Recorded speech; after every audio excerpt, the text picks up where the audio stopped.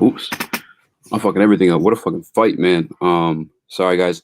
I may be silent for a little bit. I'm just waiting for the decision. My stream may be delayed. I'm not 100% sure I'm about to it. Let's see what's going on here. Cards for decision. Here clearly scores the contest. 47-46. Figueiredo. Okay. Saliamont scores it 47-47. And Junichiro Kamijo scores 47-47. Ladies and gentlemen, this fight is a majority draw. Wow. And still the undisputed UFC Wow. champion of the world. Damn. Davison Deus. Damn. I think, bro, what? I mean, that's kind of crazy, actually. I don't think that's a draw at all. I think, so it's a majority draw, and that I think Brandon's got fucked there, guys. I don't know about you guys. Defends the belt for a second time. That's rough. 47-47 That is really rough. On two of the three scorecards that matter. Put him back in hey, there. I see we got some people in the chat, man. Feel free to comment on what you guys think of that decision. I think Brandon Moreno may have just been fucked there. What a fight! I mean, I don't know, man. That was. I can't argue let me turn this down too. Sorry, guys. It was so damn close at the end of it. DC, we were looking. I don't know. Well, Damn, I can't believe that was a draw. That was pretty fucking crazy. But welcome, guys. You guys tuned to the Ole One-Two. I'm currently waiting for Street Beef's superstar, Baby Hulk, to join us, along with comments from the Peanut Gallery. To yeah, wow, right, man. That's how I feel too. Moreno won. That shit was. I mean, we're gonna get a rematch at least, but with the point deduction, there's no way he doesn't win that fight. It's kind of madness to me. Like I said, guys, if you guys just tapping in, please feel free to hop in. I'm gonna see if we could post the interviews. I'm not 100% sure. We are credentialed through the UFC. I don't think it'd be a problem, but always want to double check. I'm gonna take a picture with my broken phone, guys. It's not my normal phone. It's a pink ass phone. But I'm just gonna send it to the guys joining the stream. We got some comments here. Fernie said they fucked us. I'm assuming you mean Mexico. Yeah, y'all got fucked, bro. What up, though, Jose? Thanks for joining the stream. It was a majority draw. They called it a draw. How? I don't know. That was nuts. That was nuts, guys. Give me 1 second, guys. I'm gonna hop on. I'm gonna put the stream on our Instagram so our followers can hop in. Guys, please feel free to comment. I think fuck. I don't understand how that's a draw, but the point deduction for being kicked nuts. You got poked in the eye at 1.2. That's really rough, man. He had a really good fight. Jose, it was a draw. Tony Ferguson lost to Charles Olivera. There's a lot we can talk about, guys. This is crazy. Bro, this is honestly like one of the best cards. I feel like I'm saying this almost every other week about the UFC. Like, oh, this is one of the best cards, one of the best cards. But this, for purchases, this is probably one of the best cards this year. Obviously the big return one. How you be getting those fire interviews? Oh, shit, Jamal, I can't be giving it all out, man. If you guys are new here to Speak Easy, we do have interviews with tons of UFC fighters. We actually just recently had one with Kevin Kroom. We did a couple UFC predictions, I guess, for this card. Hopefully we get him on again maybe next week or sometime in the near future. We had Jamal Hill on. I'm going to see if Jamal actually wants to tap in. That's what I'm about to do. That'd be dope. You guys want to get UFC light heavyweight Jamal Hill? You guys want to get him on the stream? Get his comments and reaction to that? I think Figgy just got fucked, bro. That was crazy. Let me see. I'm on Jamal right now. I'm currently too, as you got some of you guys joining too. If you guys watch Street tonight, but Baby Hawk will be joining us as well. Shit, man. Welcome to the Speak Easy. We just wrapped up UFC 256. Bro, there'll be a second fight for sure. I'm just nervous that I don't know, bro. Bro, kudos to Brandon Moreno, man. That was amazing, man. What a performance by him. Super proud of him. It was crazy too. Like, not a lot of people knew about him, and then we got to witness it. We got to watch him in the embedded this week, and I feel like he became a lot of people's like sweetheart, like the darling of the 125 division. Because you got Davison Figueiredo, who's supposed to be like the big bad Terminator, almost like such a badass, right? And then you had Brandon Moreno, who's just like singing and like just all around good guy, singing Christmas songs and stuff like that during the embedded. But oh my God, Tony Ferguson. Yo, I ain't gonna lie though. I called that. I foreseen it, but like, I can't act too shocked, man. I'm gonna be honest with you guys. If you guys are new, this is the Ole One-Two on Speakeasy Sports. We did our predictions, I think, earlier this week, Wednesday, and Nate Ghost, man, we got the other guys joining in. Once we get the other guys in, we'll let some people make some calls too. I'll put the link in the comments for everybody who may want to join in. Matter of fact, you know what? Let's do it, man. If you guys want to join in, you want to tap in for a little bit, give your opinion on the fights and whatnot. You want to promote whatever the hell you got going on. We could do that, man, up until our guests come in, Baby Hawk and comments from the Peanut Gallery. Bam. I just typed in the link in the comments, guys. So if he wants to join in, give your opinion on what just happened tonight. That was crazy. That was wild. I am on the East Coast, Eastern Standard Coast. It's 1 p.m. here. Matter of fact, let me plug in my laptop before shit gets sketchy because we don't want that. Charles Olivera over Tony Ferguson. Are we were you guys surprised? Or was it kind of like my man Ronald said, shouts out his amigo Ronaldo and Isabella Andrina. Shouts out to them. Ronald, please hit that like button. If you guys are on YouTube, please hit that like and subscribe button. I should have started the whole podcast with that because there's a bunch of motherfuckers in here for a minute. But shouts out to everybody who's joining us. You guys are watching the Ole One-Two. We're going over to UFC 256, man. Let's see if we got that. They got some stats up. You want to check? Let's check that out. Go to UFC.com. Shout out to you guys if you're new here. Speakeasy Sports. This is one of our shows called the Ole One-Two, where we talk UFC, Bellator, MMA in general. I'll put the stats up on the screen for you guys to see too. Let's look at the Ferguson fight actually, because that was not supposed to happen. That was kind of crazy. Like some people foreseen it, some people. We got some comments, so hold on. Damn. So even standing. Oh, there I got it. Oh, that's just total strikes. I apologize, guys.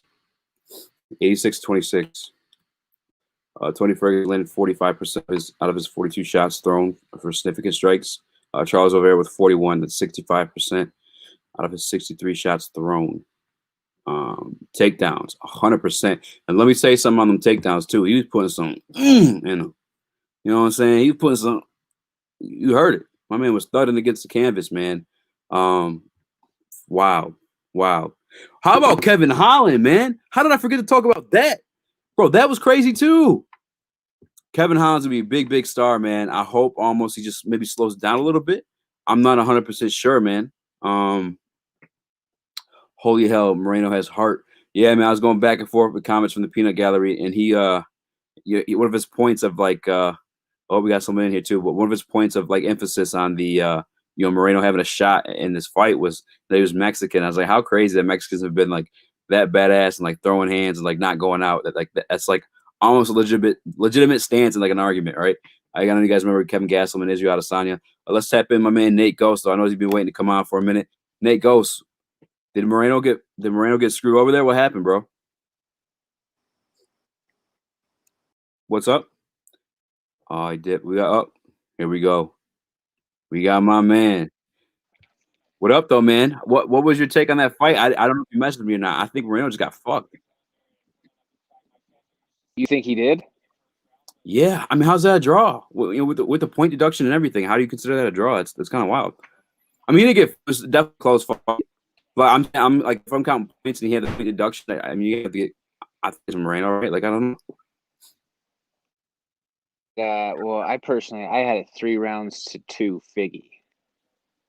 Okay. So I mean, when you put that into the equation, that means that there were 2 judges that saw it the same. So that does make for it a majority draw. Yeah. And then what rounds did you have? Yeah.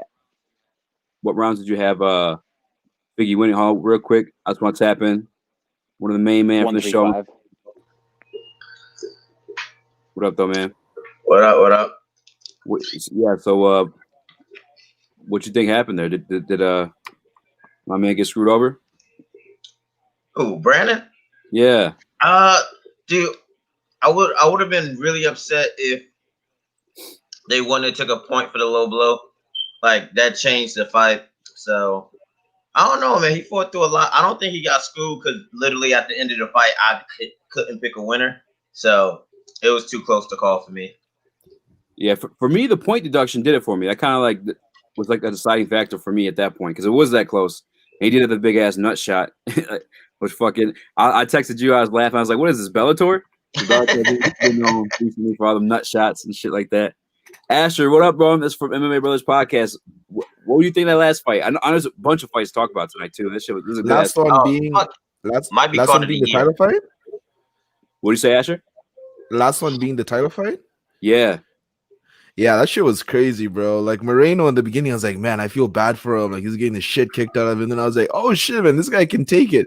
And like, you know how it is with these Mexican fighters, man. They have so much heart. They can take a beating and they always come back. They don't quit and stuff. So when I was watching him, I'm like, damn. And then that fourth round, Figueiredo almost lost. He almost got taken out by that combination that Moreno threw, bro.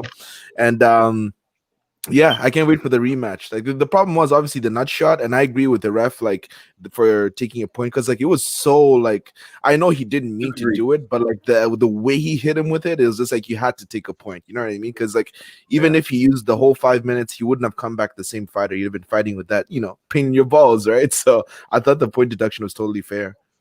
Started coughing, man. I was feeling for him, bro. I was like, oh shit, my stomach started hurting too. He definitely lost a lot of kids with that nut shot, that's for sure.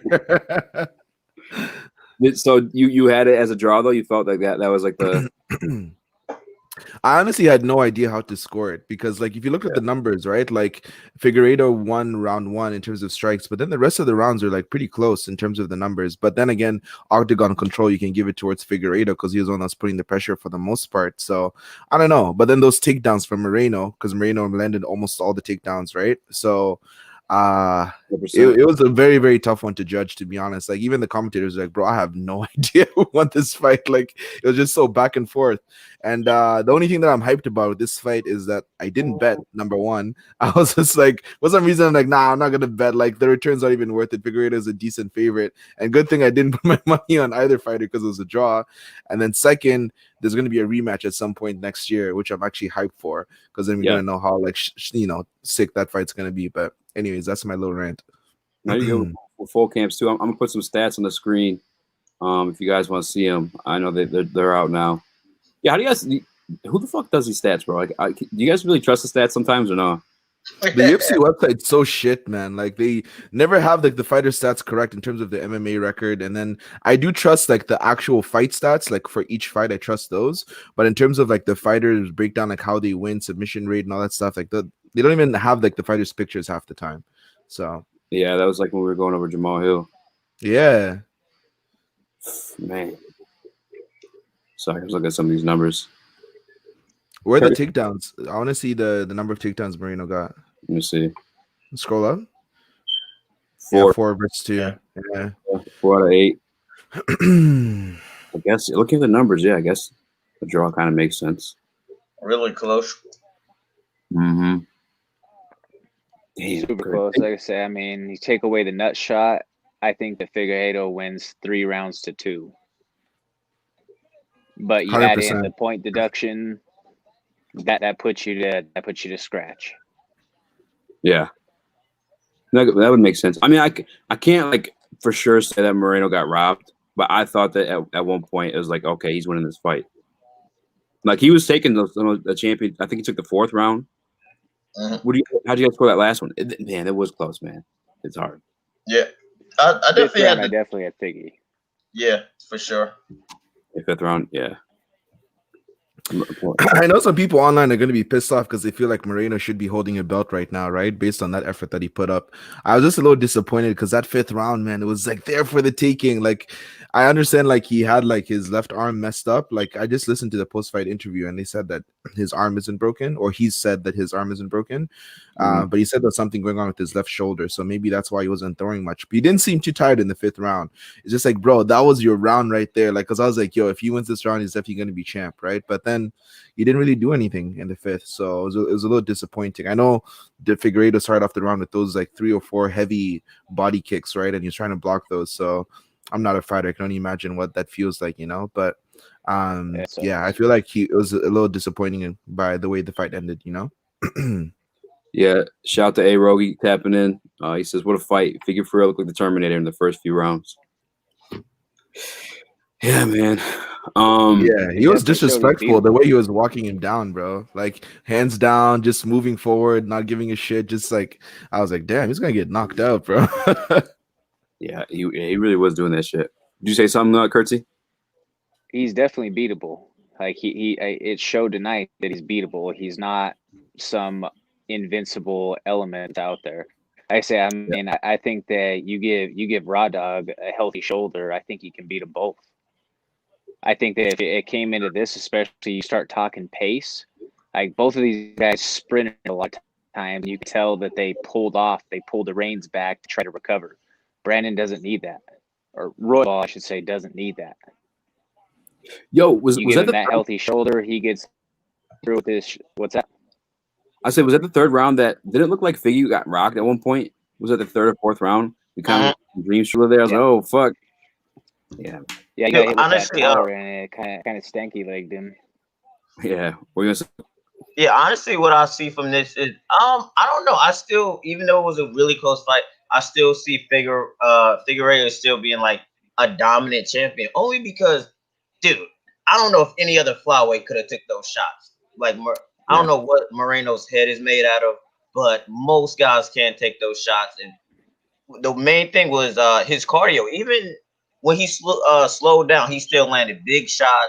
He still never got he got rocked, but he was still always coming forward. So I would understand if he would have gassed out completely, but he had enough left in the tank and he was always still dangerous. Like Moreno might have landed maybe the prettier shots, but when Fig landed, like it was a big impact. So I still really like him as a champ. Yeah. I mean, they're definitely about to run it back too. Those body shots Figgy was throwing, I thought one of those were gonna seal the deal for him, but man, shouts out to that Mexican chin and stomach. I guess that my man was no mind. I wasn't doing nothing to him, man. Real quick, I did want to touch some of these other fights, guys. Wasn't surprising me if you guys watch the Ole One-Two, if you're here regularly. Your boy Eazy did call this fight. Charles Olivera with the dominant W over former lightweight champ, lightweight champion Tony Ferguson. What do you guys made of that? What'd you make of that one, Curtsy? I'll start with you. I was thoroughly impressed by DuBronx. I mean, I've been on record for a while saying that I think that he's the dark horse in the division. I didn't think that he was going to be able to dominate Tony like that. We've never seen Tony get dominated through any sort of grappling exchanges or someone who just manhandled him in that way. And that was impressive, especially I knew that Tony wasn't going to tap. You know, you look at that armbar that happened at the end of the first round. I mean, his arm was definitely hyperextended. Who knows how many times it popped within that entire exchange. But yeah, Oliveira's for real, man. I think Olivera and Hooker is the next fight to make based off of who's available there. If you don't slide Olivera into a guy like a Chandler, but I think they're going to make Gaethje Chandler. Yo, that's a good one, Olivera Hooker. Baby Hawk. Oh, yeah. You had Bird going in this one. You were saying they need to stop all the disrespect. You was preaching. I was. Doing now? It was a dude. I didn't see that performance from Olivera. He looked great. He looked very strong. Never see anybody control, dominate Tony Ferguson like that. Like his ground game is on another level. I definitely thought this was going to be a bounce back fight for Ferg, but DuBronx, this just shows like he has the most submissions and he's been always been a really good fighter. So this is what happens with a really good fighter is coming into his prime. I'm very shocked that he won, but if you see like all his past performances, if he's just coming into his prime, he has all the skills. So shout out to him. Yeah, that jiu-jitsu is a whole nother level, man. That's like, shout out to A-Rogie for giving me some credit on this one. Your boy Eazy called this one.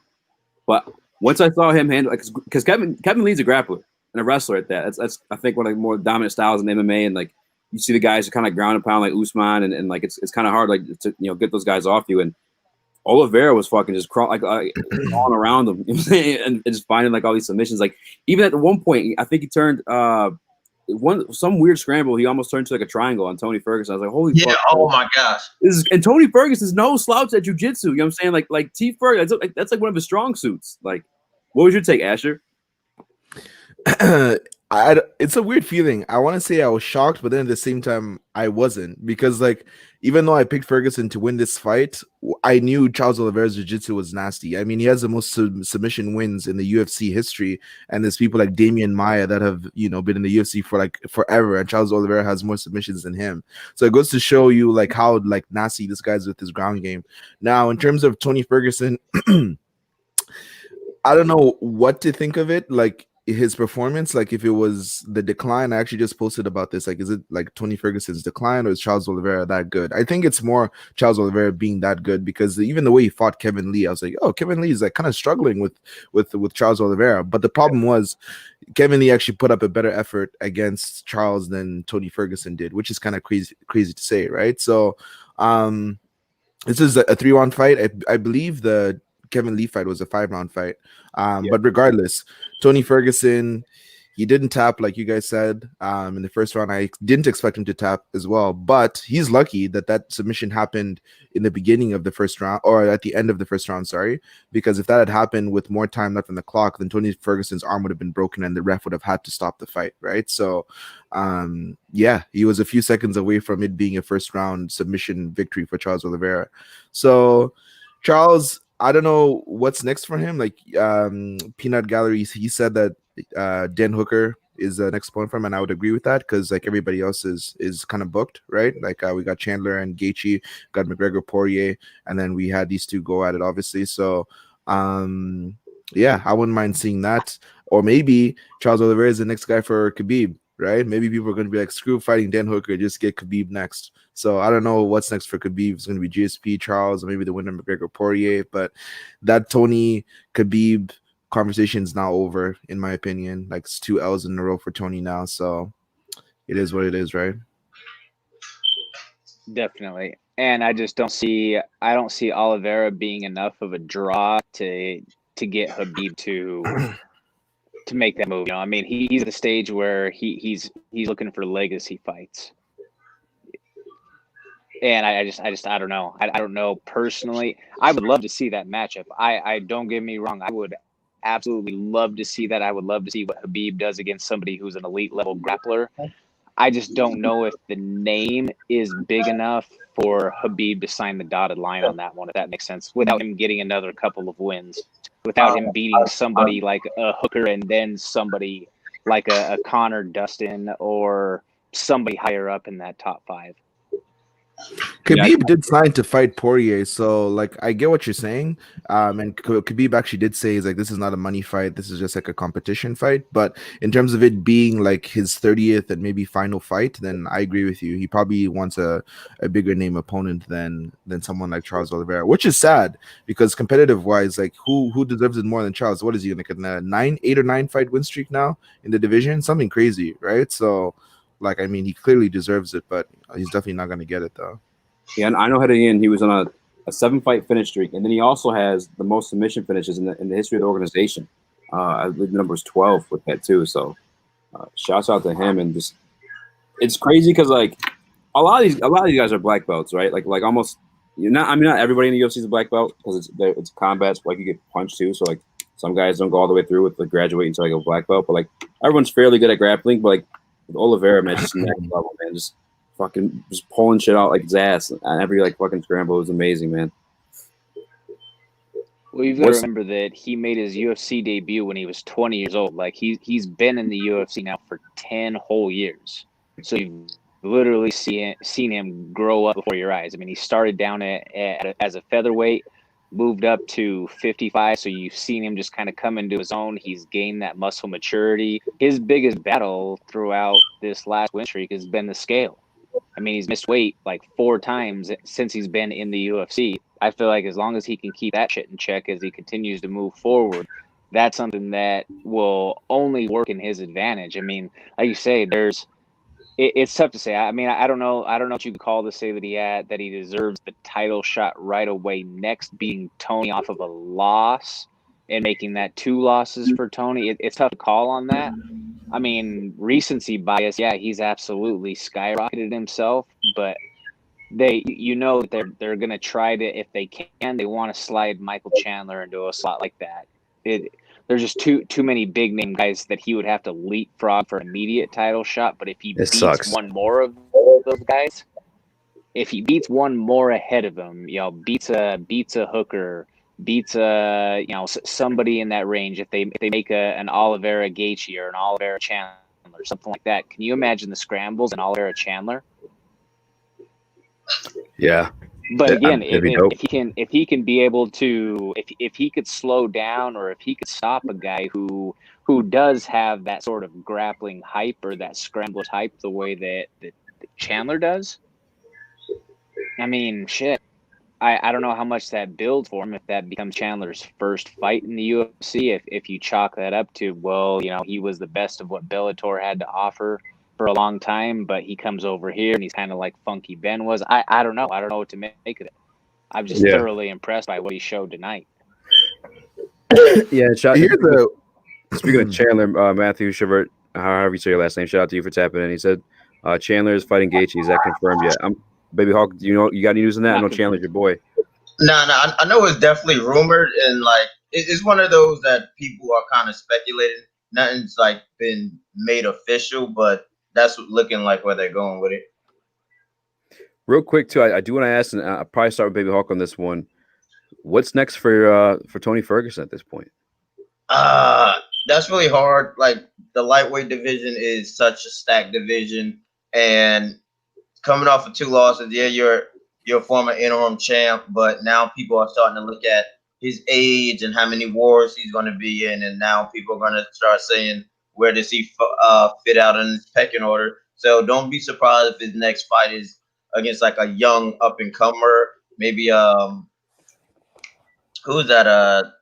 The fighter who just beat Pettis, Diego Ferreira. Maybe they might give him somebody like that. Maybe I don't know. Raphael looked really good. Probably not yet, but one of those young guys who are trying to make their way up, they might give him somebody like that. I could see that. Rough, man. I got a question too though, because this card was lit. I'll start with Asher on this one. Who's your fight of the night, bro? There were so many.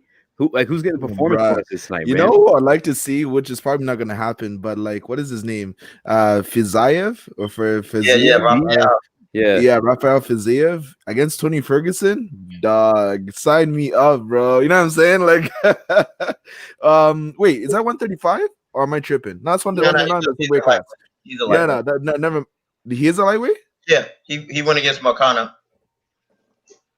Wait, now I'm tripping. Okay. We are lightweights. Yeah, he's fairly new too. Like, not fairly new, but like no one really knows who that guy is. To be honest with you, is he? Yeah, if he is a lightweight, I would love to see that, right? Because I mean, he beat Moicano, who was somebody that was a big name, right? And if he is a 155er, then yeah, I wouldn't mind seeing that. Like we obviously talked about Hooker and stuff, but like it's tough for Tony, man. Actually, what I would think that I know Tony's never fought at 170 before, but he should give it a try. Like he's a pretty skinny guy, and I'm pretty sure like he diets very well, and like I know he exercises a lot to like keep that lean body. But if he wants to eat a little more, if he wants to gain a little more muscle, I wouldn't be mad at him moving to 170. Like I don't think it's a bad idea, because like then he can take a little bit of stress off of like how much he has to maintain his body weight and stuff. And then who knows, maybe he's going to be a different animal at 170. Because look at people like Charles. 145, he had mixed results, moved up to 155, amazing results. It's happened with plenty of fighters where they move up, and then like look at Thiago Santos, 185. He fought most of his career, then he's like, I'm done with this stuff, I'm moving up to 205, and then he's just been knocking dudes out left, right, and center. So Tony, you're 30, 36, 37, whatever, it may be time to move up. At least give it a try. I know he's going to want to win that title at 155, but probably him. He would be returning to 170. Yeah, that's what he won the Ultimate Fighter at. That's how he got his break in, was welterweight to go down. Gotcha. So yeah, if I were him, I would give it a shot. Like, why not? Yeah, here's Ferguson at 3. No, I mean that's a smart business move. That's not an unwise business move at all. I mean, if you're at kind of that twilight, or he was at crossroads, I feel like with this fight, where does he go from here? yeah, I mean, put a new coat of paint on it, go up a weight class, try to see what you can do from there. Maybe try to A lot of make a guys splash, but at 36 and continuing to age, it's tough to say. What left it. How much is left with his funky style to really kind of make it work when he doesn't have the same explosion that he might have had a few years ago. I don't know. It's tough to say. I mean, that's what Jorge did, right? Like that was the resurrection. He moved up from that 155, then became a superstar immediately at 170. Mm-hmm. You also got to remember, Mckenzie, though, he was almost 10 years younger. Or I mean, he was like 6 or 7 years younger. So everybody's age cliff is different too. I mean, some guys, that age cliff hits you in your mid-30s. Some guys can extend it like DC into your 40s. But for some guys, or a lot of times, once you hit that age cliff, I mean, as you guys have seen from these last few cards, is there's been a lot of these guys who are at that point. Once you hit the age cliff, it's steep. Your drop off is fairly significant, and that's when you start to get beat up. They're actually the same age. Tony Ferguson and Jorge they're both 36. Jorge's that old? Yeah, Jorge's old, bro. Jorge's been around for a minute. I thought he's been fighting for a minute. That he was only like 33. Nah, yeah, he fought. I think he said, what was his favorite? Hulk, you probably know. He said his favorite fight was like I forget who he said. I was like, God damn, bro, that was like a long ass time ago. Like that, my man been retired for a minute. Eve Edwards was one of his favorites. Yeah, Eve Edwards. Yeah, I was like, God damn. Yeah, that was a minute ago. Yeah. Bodog. Yeah, maybe, man, but he does look like I hear you on the age cliff, because like Tony does look like he hit the age cliff. Like those slams, the takedowns that Olivera had were fairly dominant. They're like baby Hulkish almost. Those takedowns there. Do you guys want to talk about Mckenzie Dern and Rob Schneider at all? Or wait. Before we talk about what you were saying, what do you think? Who you think should get bonuses, right? Yeah. Who what was your fight of the night tonight? Okay, a couple good ones. If I'm being honest, all these guys deserve extra money because, dude, honestly, this is probably one of the best cards of the year, especially like with it, it losing some of the bigger fights, and they kind of having to rush to 125s and to kind of save it and everything. Great card. I wish all of these guys could get money. If I had to only pick 3 fight of the night, come on, Big and Moreno, give those boys all the money. And my 2 performances would go to Kevin Holland, because come on, who doesn't love Kevin Holland? And that was some sick shit. Like knocking him out, like basically from his ass. That was some wild shit. And the last one, I would have to say Rafael. Like that. Actually, no. Cub, my boy Cub, coming back from ACL surgery. Who doesn't fucking love Killer Cub? Took a lot of big leg kicks in the beginning. Looked like my man wasn't showing Cub no respect, and then he showed what OGs do, and he put him down. So you gotta give Cub some money. Yeah, shout out to Cub Swanson. That was dope, because he was kind of like on a decline there too, as far as like I feel like he was coming off a couple of losses. Was he? Like I didn't get to hear the announcers at all, but I know he had the Ortega fight, and then he beat Crone in his last fight. Okay, I was gonna say, I was gonna ask that fight. ACL surgery. Yeah, before that, by the way, and then in the quintet, tore his knee in the because I was gonna say, like tournament. you're looking too, you're seeing like the UFC's cutting guys, and you haven't been doing as hot as lately, and then here you go, the fucking giant KO on a big card too. So that was dope. I was gonna say, by the way, what the hell was going on for a job too? Yeah, I agree. What are you gonna say, Asher? I was gonna say, what the hell is Jacare doing when Kevin Holland was talking to him? He stopped punching him because Kevin Holland, he got punched, and Kevin Holland's like, "Yo, that was a good one." Then he punched him again. He's like, "Oh shit, that was a good one." Then he started talking to him. He's like, "Yeah, is that good?" Then he got knocked out like 5 seconds later. I'm like, dude, are you having conversations in the octagon? Like, yo, I was like, I was laughing my ass off. I'm like, bro, you literally got KO'd. You were on top, landing good strikes. had a good position. You just lost concentration all of a sudden because Kevin Holland was talking to you. He just starts throwing punches, and then like 10 seconds later, he's KO'd. And I was just like, what the hell just happened? I couldn't believe it when I was watching it. I thought that shit was crazy, bro. You hear what he said? Smart. He said, he told him I dreamed of this moment. He had him in his guard. He's like, I've dreamed of this moment. And fucking he gets up, just fucking knocks him out. I was like, God damn, bro. Like, man was folded like a chair, bro. I was like, yo, it's just crazy. I couldn't believe I was watching. Like schoolyard, you know what I'm saying? Like he stole his lunch money type shit. Like ref, I'm like, ref, get in there, bro. Oh, man, I can't believe the ref let that happen. Like that was crazy. Oh shit. That was crazy. Bro, I'm gonna not put it just on the screen. Because their name is Kevin. Kevin Holland reminds me of like the Kevin Durant of MMA. Yo, Like I can just see long, that. crazy dimensions like that, just super long, just coming from crazy angles. Like, I mean, he's unorthodox in some ways, but he's lethal. He's extremely efficient. Talks a lot of shit. Man, like when it got to these punches, I was like, oh, ref, what are you doing? Because you see him go limp as soon as he hit the one that was on the screen before. Look at the extension on those punches too, bro. Oh my! It's not just like punching him like this. He's like, it's like as far back as he can cock that punch. Yeah, he got hang time with the motherfuckers, bro. Oh my god, bro. Yeah. The ref is like, yo, is he still awake? Is he still awake? It's like, He's got first round too, man.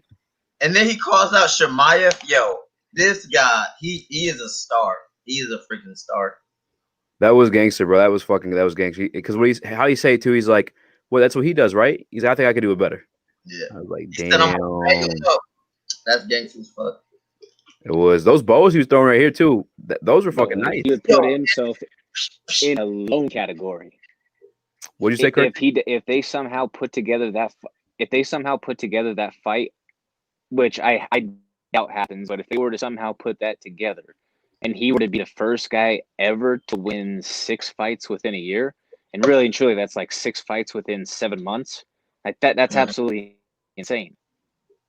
It is insane. He's what, one of 3 in history to win 5 within 1 year, and again, that's 5 within 7 months, basically just since the pandemic cards. Did you hear the story and about one him, of which he sparked your boy Buckley?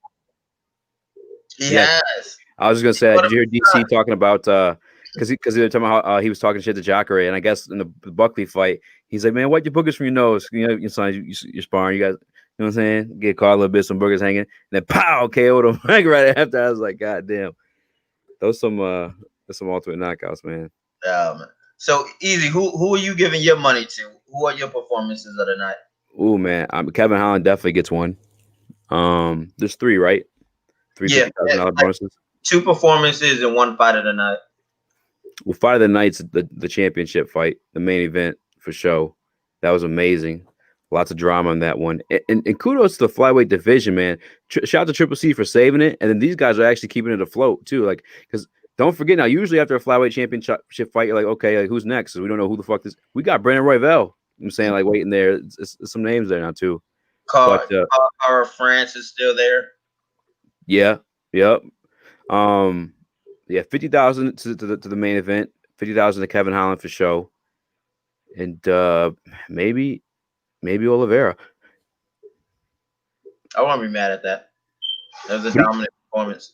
Even the prelims were kind of lit. I wish I could find. I'm looking for him right now. Yo, Chase Hooper with the motherfucker. Yo, all my jiu-jitsu boys was flipping out about that. They were like, jiu-jitsu, and the fact that he was freaking losing and he went 50-50. Even early in the fight, he went in Manawi roll. Like, dude, his jiu-jitsu is nice. And when he got that finish after being down, that was sick. That was sick. A lot of people were hyping that one up. I gotta ask you guys this because I was kind of like, I was pissed because I get like the rules, right? It was technically illegal, but in my opinion, it was a straight up shot to the fucking dome in the JDS fight to start the night. But I thought that was legal, to be honest. I thought that was fine. Yeah, because the angle, go ahead. The angle that JDS. Okay, first of all, I understand maybe GGS is trying to move away from the fence, so maybe he turned his back, but like he was rocked, right? And like he's trying to like turn his back just so like he doesn't take any damage. But at the same time, you can see Gagne was trying to like land the elbow like this. And like it's not like he actually hit him at the back of the head. It was more like around here, right? And then I remember those that Dustin Poirier Conor McGregor fight when Conor McGregor landed like a left hook and kind of hit Poirier around here. Like this general area, like maybe above and around the ear is legal. And I feel like that elbow landed there. Now, maybe the point of the elbow kind of looked like it hit the back of the head, but I do think the impact was like on the side of the head. You know what I mean? So I don't know. Maybe I'm reaching. Maybe it did hit the back of the head, but like the commentators, when they were talking about it too, they seemed like it was kind of fair. They're like, it didn't really seem like the back of the head. And JDS, obviously, he had lost, so he believes it was the back of the head. And then in the post-fight interview, Gagne was like, oh, maybe I did hit him in the back of the head. So I guess it's 50-50, but to my eyes, it looked legal. What would you take, Hulk? Yo, first of all, fucking Gon is a fucking savage. Like this, like dude, heavyweights don't move like that. Like he legit never stopped moving. Really good on his feet. His kicks look great, and like he said, he was rocked in that sequence. And they tell you, like he said, this part of the head is legal. And yo, if I'm throwing it as you're like looking away, like you kind of gotta give a little leeway because it's not like he's directly aiming for the back of the head, but you're fighting and you're turning your head. So I feel like majority of the impact was on the side. Like you said, maybe the point or a little bit of impact did hit him in the back, but I thought it was a clean shot. What about you, Curtsy? I agree. I think it was legal. Yeah, I think that it was legal. I mean, he was turning away and kind of turning down, ducking his head for one. That's basically that's if he wasn't about to get elbowed from there, there's a good chance that the tower kick was coming, that lead leg kick was going to come right off of that if he wasn't throwing the elbow. So either way, he's putting himself in a chance to have a knockout blow scored. Then when you take a look at from where toward the wrist and the forearm made contact on JDS, regardless of where the back of the elbow or where the point of the elbow hit toward the wraparound on the head, as long as you make contact with that area around the ear or if you're touching the ear, it's a legal shot. So, and I think that Guy, he's a serious threat going forward in that heavyweight division, just because like you said, Hulk, that man is athletic, he's big, and his movement is something that I feel like that much movement alone will give guys in that division trouble. Because when you're trying to, when somebody in general is just bouncing around and they're trying to, they're circling the cage and they're making you either have to try to cut them off or you have to come and try to chase them. If that's the situation, those big boys can't hold their gas tank for that long. Uh-huh. Yeah. He looks like that's something that's a serious threat. He definitely looks the part. That's bro. I don't know what. I was gonna say I don't know what's going on. When with him and John Francis Jones, are boys, like, so Yeah. Ooh, yeah. I should just mention the name that's entering this weight division in John Jones, and I'm excited to see him against big boys like that because that's a big motherfucker right there, man. That's what I was gonna say. I'm like, yo, John, I don't know if you want to enter this heavyweight division because like is Ngannou waiting? Ngannou, I think they're both Gagne. I don't know how to say his name, but I believe they're both French, right? Ngannou and Gane. So I guess we'll never see that fight happen between those two, but that would be a sick fight to watch. Yeah. But there's people like Curtis Blades, there's Gane, and there's Ngannou. And I don't know how long Stipe is going to be champ for, but it's not looking pretty for John Jones. John Jones is like, what, 32, 33? And he's not going to be retiring anytime soon. So if he does plan to be heavyweight champ, bro, like shit's about to get crazy for John, bro. So I'm hyped, bro. I can't wait to see what 2021 and 2022 come up for Jones in terms of the heavyweight division because these guys are nasty, dog. So anyways, we'll see. Yeah. I think we had Kama Worthy who said I think John's finally getting a challenge. I think Yeah. You'll start to see some of the best John because I have very close personal connections to John. I've met him, but I don't know John personally on that level. But his photographer and his media guy is like one of my mentors, is one of my good friends. And Yeah, John hasn't really taken training serious since the DC and the Gus fight. Like these guys like Dom Reyes or any of them, it's no disrespect to him or Tiago or any of those guys. They just don't get John out of bed, if that makes sense. You know, John just feels like his skill and his ability in there is just so far superior to some of those guys that they weren't like what he said in that quote essentially that got blasted everywhere was how he felt. Like I know against the fight with Reyes this last year and that it somehow escaped the media. I don't know how, but he did the same shit as he's always done. He was at the Super Bowl the week before and he was partying with his brothers. I did see So that. how that escaped, you know, in 2020 media where cell phone cameras are everywhere, that, you know, John No, it was Jones on is out TMZ. partying They and posted drinking on the TMZ. It week was like before him a and title fight. Chandler were together. Did it? And I Okay. was like, oh, they look like they're having a good time. Like, that's not just like, you know what I'm saying? Like, they're Yeah, definitely I being didn't like really happy. see much of it, but it wasn't like a big storyline. Even there, like, you know, because I was in Yeah. Houston Oh, no, covering yeah, it was a that, storyline. I and was one of the same thing. I it was like, was oh, I was talking about this. My bad. yeah, it just kind of like escaped the media as a whole in that regard. So, you know, I just think that now you put John in a situation where he feels like there's a threat. I think that he finally I think that he finally will take it serious again. You know, in the Gus fight, you saw him come out barrels blazing because of the first fight with Gus. That's a fight that a lot of people would contest or would say that he arguably lost or that was his closest fight to date up to that point. So he wanted to make a statement. But yeah, every fight since then, they said that he hasn't really taken it too seriously. And even all throughout his career, for the most part, it's amazing that John has been a camp to camp fighter. Like he's been able to excel and do what he's done as being a camp to camp guy, as opposed to being somebody who trains regularly. Yeah. I think he just got his blue belt. I don't know. Man. I'm one of those guys who it's always been two options about John Jones. Either he's like so talented and he hasn't taken training as serious as he should, or it's that other one that maybe because a certain group is around and he might not be able to have certain things anymore. Maybe he just isn't like he used to be. That's another one. I'm not saying it either way. No, I can see that. Yeah, fuck. I apologize, guys. I'm a little higher. You know, I don't know how we. he's like, yeah, dog, John Jones, bro. Yeah. He's like, we know what he's talking about. Yeah. He's trying to remember what we all said. He's Oh, like, was Tom Worthy. Tom Worthy was on the show, and he was like, "Look at those calves. He can't take those heavyweight leg kicks." That's someone I looking remember forward to too. Maybe John Jones grows calves at heavyweight. Yo, those calves may be skinny, but look what it did to DC's head. That head kick in the second fight, right? So don't underestimate John's legs. Like they may be skinny, but they fast, dog. So Skinny boy. That's how the science say. I know we spoke on the fight itself. Yeah, which is kind of funny too. We saw Gainey today, or however you say his last name, and then you think like Israel Adesanya used to fight heavyweight. Like there's no fucking way he's fighting guys like that though. Like goddamn, that guy's huge.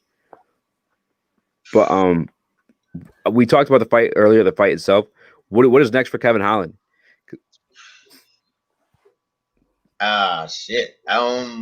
That's a great question. Like he's one of those guys who's always fighting, and so it's like he could wait for a bigger name, but he could literally turn around and like they give him anybody and he fights. So that's really weird for me. What I hope is next for him, I wish he would at least take the rest of the year off, the rest of the fight, and not take a fight. But yo, early next year, I want to see him against somebody like, because if Jacare wouldn't have went up to light heavyweight, he probably would have been around 12 or 13. So in that category, give him somebody like Ian Heinisch, or maybe somebody like Ian's got Kelvin though at the end of January. Oh, who? Ian and Kelvin fight at the end of January. Maybe you could Shabazian or somebody like I wouldn't that. mind, depending on how far Darren Till's out. Him and Darren Till would be a good fight. Those are two long, rangy guys who are going to want to strike. I think that'd be a good fight, and I would love to see that matchup now made between him and Jack. The fight that was supposed to happen last weekend. Yeah. Well, would you like that fight even though Jack lost?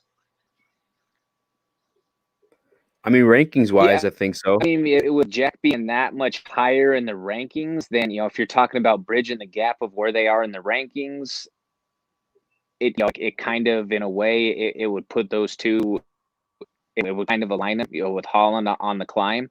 But it's just that how many of those guys who aren't already booked in that top 5, or in that top 10 for that matter, how many of them aren't coming off of a loss or aren't already booked? That's the question though too, because you start looking at Gastelum is booked. Jack just came off of a loss. Darren Till is still sitting there, but he's coming off a loss. Rob, who knows what exactly is going on with Whitaker?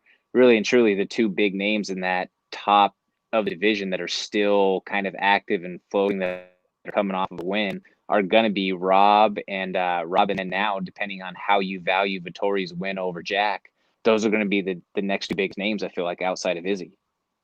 I think Everybody I heard else, something. you look at what's that? Oh no, I think I heard something that they're trying to do Whitaker and Costa. I think that's Costa. That one is rumored, but again, there's Costa. That's another guy off of a loss. That's another guy who is in that top, that's off of a loss. Yeah. So when you start taking all of those factors into consideration, there's only so many names that are coming off of a win within that spectrum of the rankings right now, or who are already booked into a fight.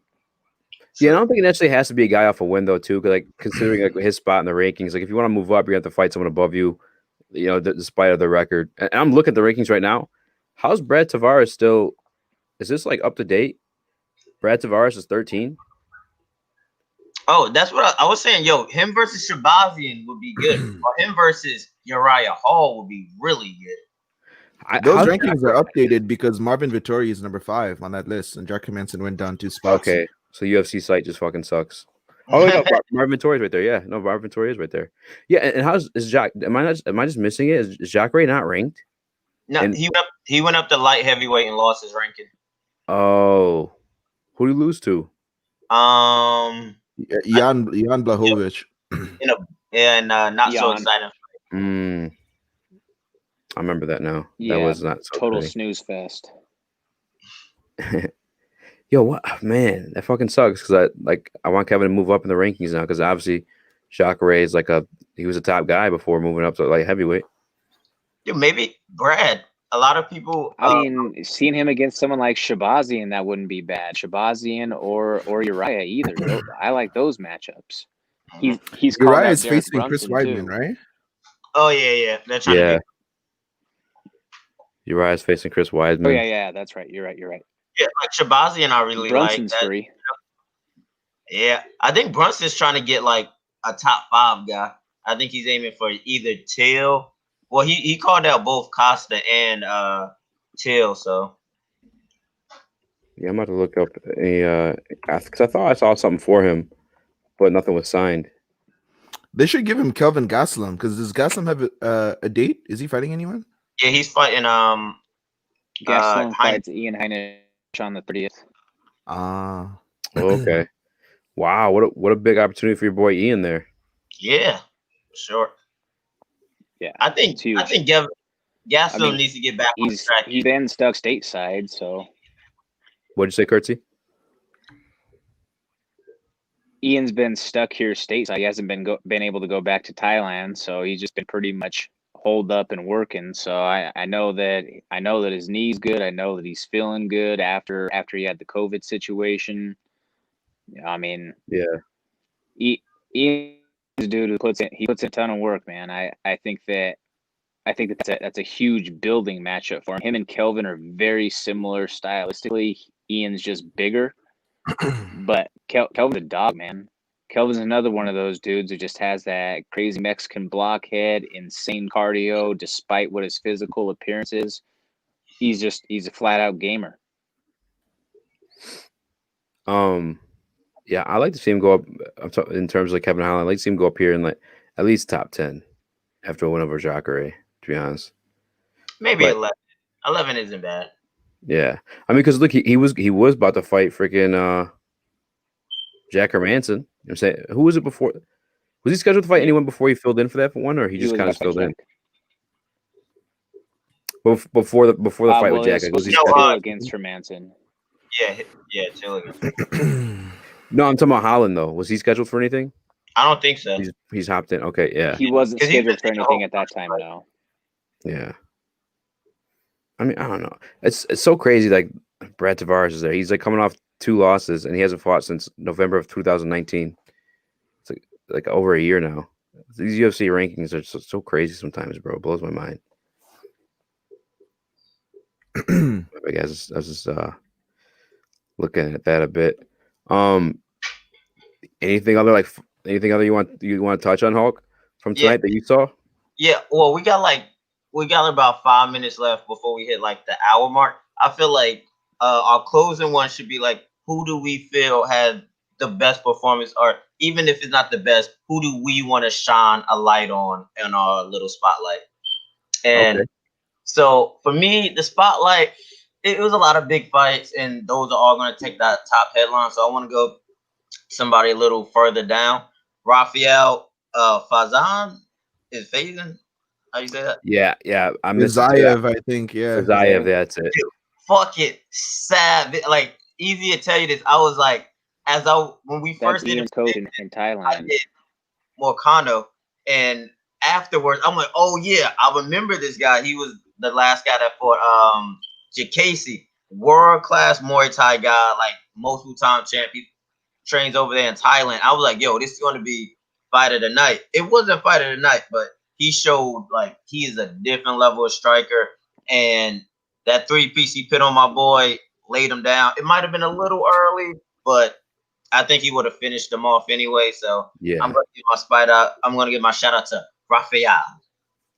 Yeah, in terms of that too, with the ref like covered over him, and it did look early, right? But like after he got up from under the ref, he was still fucking like He was, yeah, he's doing like straight back. I was like, oh fuck.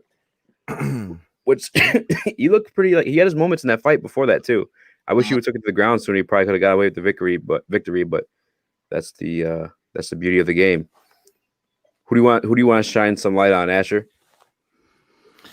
Oh, yeah. There was so many, so many good fights tonight, and a lot of stoppages too, right? Like the Cub stoppage, Fizayev stoppage, and then Tony almost got stopped too.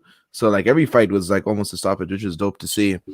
But in terms of shining light on a specific fighter, the one who I was most impressed with is definitely Fizayev, bro. That 3-piece combo was crazy because like he went to the body, then that right hook came to the head, which kind of wobbled him. And as he was moving back, he still threw that left hook as the guy was moving backward, and he extended it too, and then just landed it so crisp. And I was like, yo, it kind of reminded me of that like combo that Donald Cerrone hit on what's that guy's name? Rick Story? Something Story? I can't remember. I think that's his name. Yeah, like that 4-piece combo on the head that ended with the head kick when he went to the body, then the head, and then like a left hook and high kick.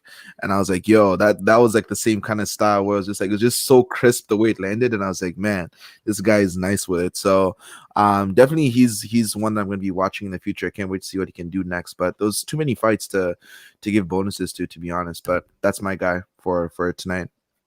Hey, Rogi says about Moicano, my man was leaning. Yeah, He for sure was, man. Yeah, the ref got on me, and he's like, fighting, and he's like, as soon as he got up, I was, oh fuck. Who's your guy tonight, Curtsy or lady, guy or gal? I'll put the spotlight on Tisha Torres. Tisha was in a must-win situation. I feel like she was one of those fighters who could have very well been on the chopping block before the end of the year, just based off of where she's at, what her recent history has been as far as her record goes. She hasn't had the most success. She's been a little bit, she'll win one, lose one. She had been on a pretty bad losing streak before last fight. So I think that, just that being said, she needed to have a strong win to really kind of still say that, hey, I deserve to be here. And people will take it as a slouch, being that Sam made her debut, but Sam's still a tough opponent. Sam's still super game, and Tisha just went out there. She looked explosive as she's ever looked. And I mean, a lot of people, they announced it wrong. They said she was fighting out of Coconut Creek, but she didn't do her camp down there this time. She did her camp out here in Denver. She lives in Colorado Springs. She does her camps in Florida usually, but her and Rocky still live here in Colorado. They live in Colorado Springs, and she did most of her camp at Pound for Pound with Justin Houghton. Okay. Okay. My man Aoki comments. He says, I thought Olivera looked like one of the best fighters in the game tonight. He did. I mean, He is. he dominated one of the best for sure. So yeah, I think he deserves that title right now. What about you, Eazy? Who's your spotlight going to? I think I know. Mckenzie Dern, she's just so damn fine to me, man. I don't know what it is. No, I'm playing. Easy. I was head ass. I want to give it to Kevin Holland because that was just fucking amazing. The whole way it went about to, like, he was just talking shit and then just like fucking from his back just knocks out fucking Jacare Sosa, like, you know what I'm saying? Like that was crazy. But if we're going like smaller name guys, I think deserve some attention. They deserve a little bit of spotlight, even though it was a decision win. I was thoroughly impressed with Gavin Tucker against a guy like Billy Quarantino. That was super. That was some. He kept the pace on. He was grappling, and Billy Q's known for the grappling a little bit too. So I was really impressed with his performance. And I can't wait to see like what's next for him as well. Nice. Yes, sir. Yes, sir. Well, shit, fellas. I appreciate this. That was a really fast hour. I can't believe it's a fucking hour already. Man, anything else you guys want to bring up? Anything you guys got coming up with shows? Curtsy or Asher? I have maybe a couple interviews. Like I do have a couple fighters I'm going to be interviewing soon, but no big names that you guys would know. So still moving low key. I'm still trying to grow, still trying to get on Easy's level. You know what I'm saying? I don't have the big name guests like this guy does, but I'm working my way there. I'm slowly taking baby steps. You know what I mean? But nothing too crazy. Obviously, you can follow me on Instagram, MMA Brothers Pod. You can also subscribe to my YouTube channel, MMA Brothers. If you see a little cartoon character with like me and another black guy that looks like me, then that's us. We found it. And yeah, hit me with subscribe, guys. This was fun. I enjoyed the chat. So let me know next time you want to do it. I'm always game. For sure. What you got coming up, Curtsy? So on Monday, I just did a podcast today with Rob Font. He fights Marlon Moraes this next weekend. So that'll be posted on Monday morning. I'll have my column up on Monday morning too. Got to figure out what my angle is going to be for it this week, but that's all going to be that. The column will be on denversportsbetting.com. Also this week or every week from 7 to 8 live Mountain Time, Ron Kruk and I, the voice of the Legacy Fighting Alliance, we have our radio show, the MMA Plug, presented by denversportsbetting.com on Mile High Sports Radio. So that's every week, and that's also always available to stream on demand, either through the Mile High Sports Podcast Network or also on denversportsbetting.com the next day. This week, our guest is going to be, we have Guy Metzger, and I can't remember who we have booked as our other guest, but I mean, every single week we've had either UFC champions, former champions, Hall of Fame members like Boss Rutan to Tito Ortiz. Kind of cool that now we get Guy Metzger after having Tito Ortiz a few weeks ago, just to kind of circle up that old school storyline.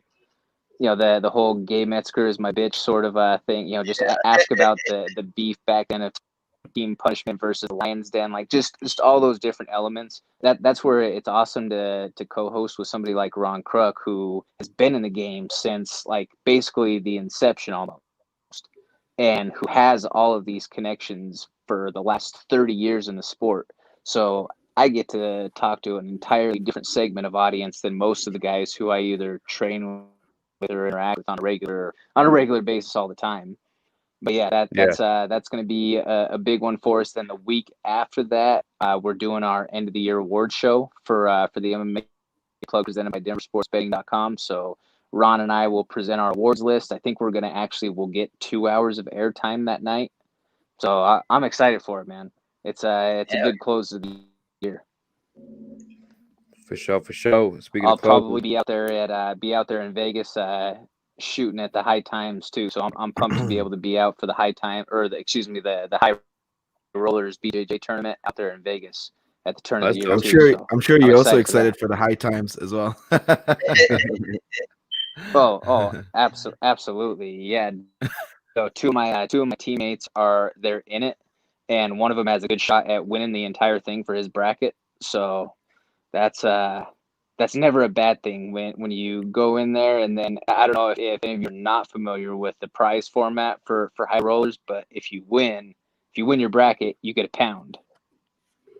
That's I don't think anybody can That's really a lot. complain that's about the craziest that. If shit. you're entering you go in for a tournament, you walk away with a brick. So that's not a bad day. That's Not pretty at dope. all. 100%. That's super dope. Speaking of I guess hitting numbers and stuff like that, my man Baby Hulk hit the 10K on IG today, man. Shouts out to you. That's super fucking dope. You got anything to say on that? Yeah. Yo, it was. I like to say it was a lot of hard work and dedication, but I fuck around a lot. It was pretty easy. No, in all seriousness, super blessed. Like, dude, when I fucking first, like, when I was in college, I didn't even want to make an Instagram. One of my friends legit made me make an Instagram, and I thought social media was so dumb, and like I didn't get on the train at all. And then when I finally started fighting, it's kind of a part of the lifestyle. So I really put my mind to it. Really started to build my brand. And in a year we got to 10K. I'm super thankful. All the supporters are awesome. I get great messages all day. I work with people like you guys. I get to meet people like you guys through this. So nothing but blessings, and it's just the beginning. Okay, Asher, big flex. Okay. No, I'm not flexing on. I'm flexing for him. I'm not flexing. I know. I mean, I'm sharing the flex with Baby Hulk. That's what's up. Oh yeah, he's frozen. My bad. No, man, don't trip. Well, I appreciate everyone for tuning in. This shit before you guys came on, this bitch had like 60 people here. I was all alone. I'm like, Baby Hulk's supposed to be here, guys. Just stay. I'm like, fuck it. There's so many motherfuckers in here. Like, I was like, they're coming, guys. I swear I have friends. Yeah. Dude, I really thought I might have, it was getting late before the main event, and I was like, yo, I might I might crash, but dude, after the main, I was so damn hyped, and bro. Oh my god. Talk about this. This is one of the best cards of the year, highlighted by the freaking featherweight. Going from people thinking, these little guys don't belong in the UFC, from them damn near about to cut them to back-to-back, like, come on, main events. And this shows why. I am so glad for the flyweights, and I feel like this is going to be really good for that division. That was really good, because now we're all hyped up for the rematch, right? Like, fuck, man. I can't wait to hear those. Curtsy, are you still there by chance? Yeah, I'm still here. All right. Yeah, I'm here. Do you know what happens in the situation of a draw when it comes to, like, win bonuses? Do both fighters lose out on that? It's technically a push, but I'm sure that I would almost guarantee they're both going to get paid out. Yeah, I hope so. Yeah, technically so too, they're not obligated. Yeah, technically they're not obligated to get paid out. By the way that the contracts are written, they're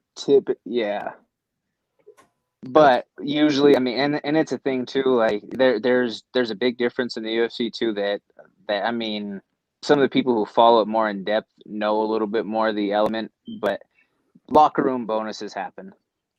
Mm-hmm. Like there's a big difference. Like there's a lot of guys who will get paid a little bit of an extra bonus or an extra check. It might not be that 50 G's, but there's a lot of times guys will get a little bit extra something if they put on show.